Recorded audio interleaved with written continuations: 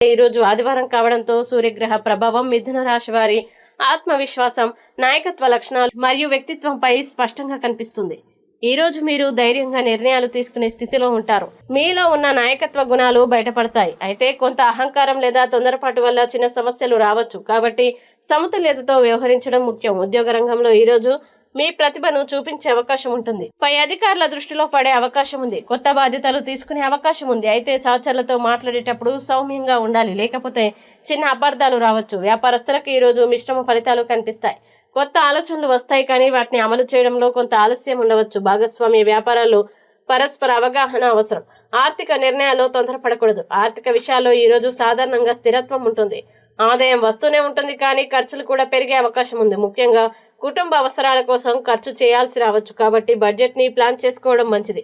ఆరోగ్యపరంగా ఈ రోజు కొంత జాగ్రత్త అవసరం. తలనొప్పి, కంటి సమస్యలు లేదా అలసట వంటి సమస్యలు రావచ్చు. కాబట్టి తగినంత విశ్రాంతి తీసుకోవడం, ఎక్కువగా సూర్యరశ్మిలో ఉండకుండా జాగ్రత్త పడడం మంచిది. కుటుంబ జీవితంలో ఈ రోజు కొంత మిశ్రమ వాతావరణం ఉంటుంది. కుటుంబ సభ్యులతో మాట్లాడేటప్పుడు ఓపికగా ఉండాలి.